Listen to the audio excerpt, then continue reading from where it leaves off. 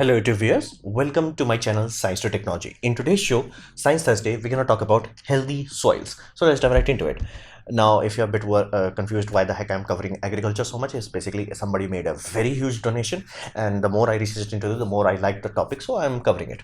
Now, first thing we have to understand about soil, it's alive. Now, that creates one implication and one only. That means if it's alive, that means it can die. Meaning, right now we have a tragedy of soil death. Most, basically dead soil simply means you don't have a soil. You have nothing. You have just basically something that looks like a soil, acts like a hydroponic farm. Right, man? That's why majority of our commercial agriculture requires so much goddamn of everything. Basically, so much water, so much fertilizer, so much pesticide, so much insecticide. Simply because there is no soil there. It looks like a soil. It acts like a soil, but it's not soil because it's dead.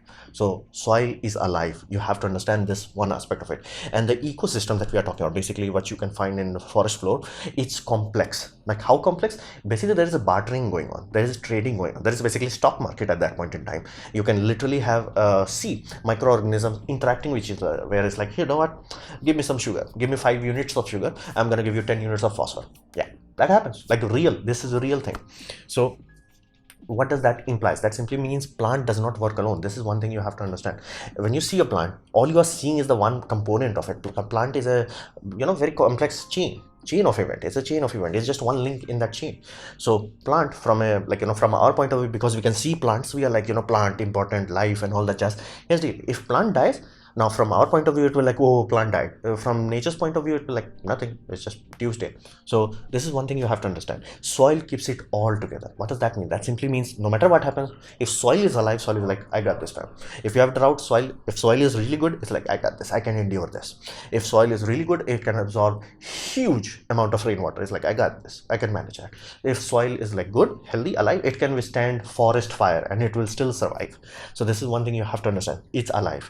And to help you understand this concept, how seriously we are talking about something here, think of it this way. Let's say you take 1 hectare. Now you take 1 hectare of farmland, no matter which farm. Now imagine whatever you want to imagine. Just take that farm and assume how much material is there, biomaterial. I mean, like any material that has been created by plant life. It's not that much. Now take 1 same hectare of forest, any forest, anywhere. You will find that that forest generally have much more biomatter there. How the heck that's happening? Because there is nobody giving pesticide to forest, there is nobody giving fertilizer to forest, nobody is doing water pump. These things have been there before we came to the scene. So how the heck that's happening? Because soil is alive. Soil knows how to take care of these things. So let's dive deeper into it. Now, first thing you have to understand, the first line of defense, that is bacteria. Now, rhizobacteria are basically, from a microbiologist point of view, they are mining creatures. Yeah, I'm not joking. They can actually mine stuff. So they are very good at extracting minerals. Now, what kind of minerals we are talking about? We are talking about nitrogen, we are talking about phosphorus, we are talking about potassium, many things like that. Basically, they are very good at mining. From our point of view, soil is soil. We do not mine a soil unless it has a very high concentration of some specific type of mineral, which is high pricely, priced high enough where it's like justifies the cost. But from a microbiologist point of view, from a bacteria's point of view, rhizobacteria's point of view, it's like everything. It's like it's free lunch. From its point of view, it's free lunch, because what is soil made out of? It's made out of minerals. Like, it's not made out of something magic. It's just minerals. It's basically periodic table. Every element is there. So rhizobacteria is specialist in extracting that. It's like, I got this. Now here's the deal. Why the heck a bacteria will do this work and give it to the plant? It does not. It trades it with the plant, and plant gives it sugar.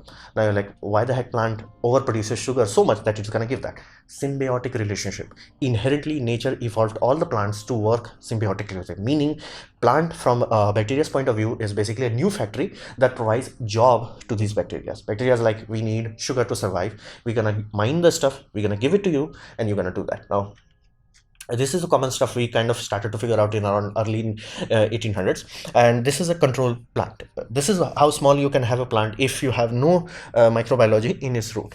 Now this is the goddamn same plant, same time kind of frame, and again, these are experimentation with different kind of plants, and you will notice that they are much bigger compared to control, and that's the whole point of it. Plant never works alone, and that's why our modern farming structure consumes so much nutrition, because this ecosystem is not there, and there is no bartering going on. There's like, plant is basically neutered. Plant evolved alongside with these to work in harmony with them, and we are sterilizing them. How we are sterilizing them? Well, tillage. When you are like when you're doing that to the soil, you're exposing that. What does that mean? That simply means it's exposed to much higher temperature, meaning it dries out, meaning the biology there dies. Fundamentally, you are killing the soil. So rhizobacteria is very critical aspect, and it's the primary provider of nitrogen and phosphorus. And this is one thing that you have to understand. There is no factory on this planet that can compensate the amount of nitrogen that these bacteria can provide. There is no competition. Like, think of this, like how much nitrogen is on top of you. Like, basically you take a 1 meter square, go it upper atmosphere, how much nitrogen in that column? Lot more than any fertilizer. But why the heck we need fertilizer? We don't, because we are removing the main minor colony. Basically we need artificial add-ons. If we do not need that, if we have that, like, we let the microbiology take care of itself, it's like, I got this. Like, that's how nitrogen is fixed to the soil. It's like microbiology, I got this. On top of that, it also acts as a armor. Now, on a microscopic layer, if you have one thing there, nothing else can just get there. It's like, unless it fights and does that, it has to be a place of occupancy, meaning if it's occupied, nothing else can just loll there. It will be far difficult. And if the system is attached to the root plant, it's in best interest of the plant to keep them healthy. They will not like, hey, dude, that root colony that not behaving properly, it can cauterize that part. It's like, bro, no more sugar, you dead. Or it could be like, you need more energy because you are fighting an attack vector. It does that. Like, all this thing is there inbuilt in every soil. So every time we are tilling it, we are basically neutering this sort of community. Community requires time. It requires biological aging, meaning more amounts of plant, more types of bacteria would be there. All these things help soil to be far more fertile. Without these, soil is useless. At that point in time, you're just doing what we call hydroponics. And with this, you are using soil itself. Soil has more than enough of everything, especially nitrogen. It's like, dude, nitrogen is more than enough. That's the whole point of it.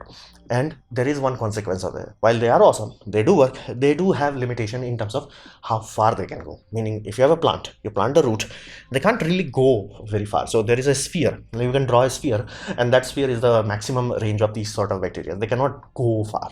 So there is some limitation. Now, this is bacteria. This is one core component. Another core component is fungus. Now, fungus are microscopic, literally. Now again, fungus, collection of fungus you can see, but like how small they can go so small that you need a microscope to see that. So what does that mean? That simply means plant root are fundamentally not small enough. When you look at a plant root, you can see it, like you can see it. So that inherently means it cannot extract too much out of it. And because we have sterilized the plants right now, because it does not have the microbiology around it, we have to feed it directly. It's like, here's you go potassium, here you go calcium, here you go sulfur and all that, whatever you need to add. It's like flat out, because that's not the job of the root. Root job is the main highway network for that. Now, root is not good at extraction. It can extract some amount of water, it can extract some amount of stuff. It's supposed to be just as a starter colony. The main work should be done by this. Now, this is what we call mycelium network. Now, yes, it sounds like a science fiction because Star Trek used this. So, but be mindful, it came before Star Trek. Now, what they do is basically they are extended roots, and because they are so small, from its vantage point, basically, if you go down to that smell, what does soil look like? It looks like stuff stuck together. There is gap in between. It can go in between the gap. What does that mean? That simply means it can extract water that is trapped, that root cannot touch. It can go there where basically bacteria has a range limitation. These puppy, they can go for kilometers. If you have a forest that is 100 kilometers square, every square inch of it will have this. It literally expands everywhere, and it can study all of that. It can be like, there is some potassium deposit. It can literally find its way to there and extract potassium. It can go there, nitrogen. It can go like phosphor, whatever it needs. Everything this knows from, because its vantage point, soil has everything. We don't mine soil directly because, well, you can do that if you have the enough energy. We don't. So that's why like we mine only things that have very high concentration. From its vantage point, is like, it's free lunch. We got this. It's free lunch. And they do the same thing as bacteria. It's like, hey, we will give you this phosphor, but we need sugar in return. So that's the thing. They can work underground. That's the whole point of it. They do not like to come out of it unless they are like, final step blooming. But that's the whole point. They also work in what we call mutually beneficial relationships. And they act as a nutrition highway, meaning scientists have experimented with some unique ways, basically putting radioactive elements which are traceable, and they found out like if they put radioactive element in one plant and shade the another plant, here's the deal. The mycelium network, basically this roots of those plants does not need to touch, only the mycelium network in between them needs to touch each other. They will transfer nutrition from point A to point B. Basically a healthy plant will take care of the weak plant. Now you're like, why the heck it's doing that? Well, it's in its best interest, because what is weak to us may not be weak to ecosystem. It may be like, hey, that is serving a very unique purpose. And on top of that, redundancy is always awesome. Mycelial network knows that, and that's the whole point, meaning there is a whole nutrition sharing going on. Because even from a mycelial point of view, you have to understand, you cannot have, like, let's say 1 hectare of land, every square inch of it has like exact same amount of phosphor. Some places will have more, some places will have less, some places will have something more, something less. So there is a whole ecosystem, there is a whole bartering going on there, where this network is acting as like, hey, give us sugar, and it's like a plant is like, what are you gonna give me in return? It's like, hey, we have phosphor. It's like plant is like, we got the phosphor. It's like, okay, you bargain a tough bargain, here's some calcium. It can do that. It has that kind of complex system going on. That's why I say soil is alive. There's a whole ecosystem there, and it also allows them to transmit data. Now this may trigger you. It's like, I get it, nutrition, water, minerals, all that awesome, but why the heck data, and what kind of data? That data is the primary backbone of defense shield, meaning how the heck a forest is alive. Like, think of it this way, like how all farmers are scared of pesticides, pests, or things of that nature. Why the heck these pests cannot just, like, eat through a forest? They technically can, but they won't. Why? Because there is a defense grid. What does this defense grid do? Basically, the moment they detect is like there is an infection on this plant, data would be analyzed and it will be given to all other plants. For example, a pest is there. Okay, pest is there. Let's say this plant is attacked by pest. Other plants nearby is like, okay, we have a red alert here. Everybody increases your toxin production. Flat out, every plant will be like, we are ready for the invasion. And that creates a scenario where, like, a pest can go there. It just won't be as amazing as they expected. They will expect free lunch. They will go, dude, this is just not worth it. That's how nature keeps it in check. And that's why nature loves diversity, meaning there is no plant that can have armor for everything. However, if you have enough different kind of varieties, enough different kind of ecosystem in place, it's like everything has a cut to it. Basically, again, it will cause you harm, but it will not end you. You will not have a scenario where it's like, oh, this whole forest is gone. No, it will not. Because it also acts as data transmission, and that data transmission is the primary link how plant can manage some stuff. Without it, because our modern farming has removed all these things, our farming system is way too fragile. And you will notice that it's like every time it's like, every farmer is like, oh, have we checked for this, have we checked for this? It's like, why they are so scared? Like, nature can survive on its own. Why the heck our crops are not? Because it does not have the fungal network. Because A, we are destroying the soil, and B, not letting it grow properly. So once you have this sort of network properly, basically this thing going on, everything can be managed. Even like a drought sort of condition, if this is done properly, it can absorb much more of the water. It's like, I got this, because this network will absorb even a tiny drop of water and distribute it properly. And again, no amount of irrigation system is perfect. You will have a scenario where one place has extra wetness, another place that is dry. This network will distribute it. It's like, I got this, I can manage it. So that's why fungus, these are the two core components of it. Now, they have very important role to play in climate change. Like, wait a minute, why farming has to such a big role to play in climate change? Because, well, things are getting messy, things are getting hellish basically at this point in time. However, our farming tactics are showing that they are far more fragile. Like, rain happens, crops dead. Dry season happens, crops dead. Like, everything, crop dead. Like, that's not acceptable, because soils are dead. If soil is alive, it can withstand much lot of abuse. Now, there is an upper limit to that. It cannot mean you can just literally take a desert and have an active soil there. It will take time, it will take patience. But if you do that, if you do the vigilance, and it's almost like compound interest. Basically, you add 2 years, you add 2% on top of that. So if you keep doing it for, let's say, 10 years, then you have a healthy soil. If you have healthy soil, it can withstand a lot of abuse, meaning drought condition that will end all other crops. You will like, I got this. It won't be perfect, but it will be like better than zero. So that's the whole point. A healthy soil can handle a lot of things. And what's the core component in the soil? Carbon. Basically, we are taking away the forest in this world. Okay, we are doing that. That's gonna happen. You can't do anything about it. Okay, what is the next best thing? Well, why do we want forest? We want forest simply because they are the primary heat sinks. Heat sink would be incorrect word. Carbon sinks in our planet. How about we make the farmland? Basically, we are replacing one type of carbon sink to another type of carbon sink. Again, this won't be as efficient as plant, but right now it's nothing. It's not doing anything, because again, we are using soil as a basically hydroponics medium.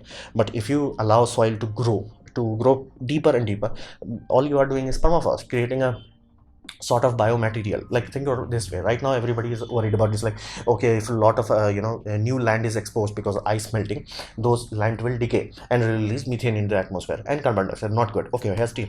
How about you make it? This is the whole point. If you have a healthy soil is that. Healthy soil is like taking sunlight and whole microbiology and decomposing everything into carbon and slowly layering it upon.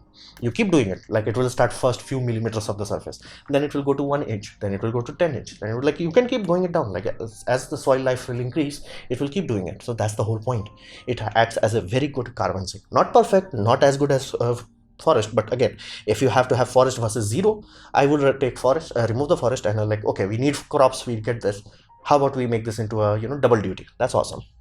Rain is another big issue, simply because of higher temperatures we no longer have snowfalls. Snowfalls are like a kind of capacitor kind of scenario. Basically, we charge them in winter and then it slowly discharges over the summers. Right now the cold is not cold enough, so we do not have snowfalls. Again, we do have burst of cold, but it's not as sustained, as long as, like, very as it's supposed to be. Basically every places glaciers are shrinking. Consequence of that is we're just gonna have rain. Right now we have rain, and rain in basically bad lands, meaning dead soil, directly translates to flash flooding. Flash flooding is bad for us, as in, like, from every point of view it's bad for us. Now here's the water is seriously a scarce resource. Why do we have scarcity of water when we have flash flooding? Simply because our soils are not absorbing. Why soils are not absorbing? Because they are not alive. If you make the soil alive, think of it this way, like you take any place on America, go to Google Earth, America, zoom in. Unless you're zooming into a known city, you're gonna find a farming land. That's it. Go Europe, go to India, go to every country. Most of the places you will see farming lands. If you see it looks even close to green on the satellite image, most likely it's farming land. Now imagine that kind of land starts to actually absorb rainwater, absorbs this sort of flash flooding. At that point in time, our groundwater level will start to come up. We got this. Like that. The whole point. The stronger the soil becomes, the healthier we all get, and the more robust it is against climate change. It also helps us. And the more groundwater is recharged, the less water it will take. The basically less water you spend, meaning less energy you spend. It's win-win for all of us. And it will take low fertilizer to no fertilizer, and that's the amazing part of it. Like right now everybody talks about, like, this industrial revolution, making nitrogen and all that. Even some scientists that I respect and all that is like, if we did not have this nitrogen system, we would like starving. And I'm like, no, that's fundamentally wrong. Because again, if that was needed, we would not have forest without it, but we have forest without it. That means we are doing something wrong. And more and more people are realizing, more and more farmers are realizing that cover crops are much more effective at providing nitrogen. And again, it does require brain power to do it properly, but if you do that over years, you will have a scenario where your soil is like, I got this, rather than you need a call up a fertilizer company to provide you fertilizers. So this is one thing you have to understand. Low fertilizer means you will have less pollution from that also. That's also a very key contributor to global warming, and you're like, I'm gonna remove you. And better food supply simply means lower food shortages and less food storage needs, meaning rather than producing hectares and over hectares. Basically right now every farmers are producing as much as they can when they can, simply because they do not have the trust issue. They do not have where it's like, next year also we're gonna have some potatoes. Like, we don't know, just grow as much as you can. Now problem with growing as much as you have, it taxes the soil, because you do want diversity on the soil, and if you are trying to maximize the production, you are compromising on diversity. Compromising on diversity compromises on the soil life. So that creates a very vicious feedback loop. Now if you have a scenario where farmers are confident, they're like, we got this, next year we're gonna have crops, again some variation will happen, 10% plus minus, but we got this. We will produce much less food, simply because we will not have to store so much. Less will mean less energy in storage, less wastage also, which is also awesome. So from all point of view, having a proper farming means everything will be far more robust, we will have less pollution, and it will be a very good carbon sink. Again, it's not gonna solve all our problems, but it's like a good step, a good tool, which is beneficial. So how can we do that? Like, this sounds like amazing thing, like mycelial network and all that jazz. It simply means one thing: do not physically damage the goddamn soil. So basically more and more farmers are realizing that this plowing thing, not good. Flat out, do not do that. What we do is no-till farming. Basically these are blades, rather than favda as we call it in Hindi. It's like, rather than doing whole day, it's just cutting a very small line, as small as possible. And in some scenarios they're not even doing that, they're just doing layering it on top of it. And this literally reduces damage, meaning the bacteria colony that was there, it's gonna be survived. It's not gonna be exposed to the air, it's not gonna dry out, it's not gonna be cooked by ultraviolet. It's there, it's alive, meaning for the next line of crop that you are producing, it's like, I got this. Network is pre-set up. It's like, if from their point of view, it's just a new boss came in, nothing important. So they can take care of that. On top of that, there should never ever under any and all circumstances bare soil. Bare soil equals dead soil. soil must be covered by something. Now, if you have cover crops, this is one of those things that you have to understand. Once you put a cover crop, it acts as the best weed suppressant out there, because once the cover crops has been established, it acts as a proper manager there, and it's like also a bouncer, simply because all the places are occupied. Where can the weed grow? Now, some weed will be there, like you can never have like absolutely zero weed, but from weed issues that is like, consuming like 10 to 20% of your budget, weed suppressant to who cares. That's the whole point. Cover crops, no bare soil, and literally cover crops. If you start to mix cover crops, I mean, rather than like for example, dhekcha is very popular in India right now, simply because it's a very good nitrogen fixer, and everybody who tried it is getting really good results. You mix it up, because here's the soil loves biology, meaning biology loves diversity. So if you mix multiple crops, again, you're not going to tamper too much with your wheat crops or money crops, as we call cash crops. You have your cash crops, but during cover crops, you mix them up, you mix them as good as you can, and benefit of that is your soil health is much better, the carbon content is much better, the rain management capacity is much better. These two things alone starts to pile up, and that's the core aspect of it. If you start to do these things, two things specifically, no tilling and cover crops, day one will not be anything better. It will be little bit better, less water and all that, but not too much better. Now do that for 5 years. Now you're talking so much advantage that farmers who have been doing this for 5 years, they're like, yeah, we are actually profitable. Do it 10 years, like we got this 10 years, your soil will be so robust, like with some proper management and tactics, you're like, we got this. And here's the thing, one, you have to understand, more and more farmers have to use brain power, meaning we have to study soil itself. We cannot just be like, oh, it's the plant, what does the plant need? You don't give a damn about plant, give a damn about what soil needs, because once you can take care of the soil, soil will take care of our plant on a side quest. It's like, that's the side thing we do. That's the whole point. Basically, we, rather than using horsepower, we need to use brain power, and a lot of brain power. So this was my presentation on what does healthy soil means. Hopefully you have liked it, learned from it. In that case, please click the like button, share it amongst your friends. That will help me a lot. If you didn't like it, didn't enjoy it, I urge you to press dislike, press it twice to show me extra disappointment. Please leave a comment, because I do try to reply to all of them. Subscribe, press the bell icon if you're free, and as always, thanks for watching.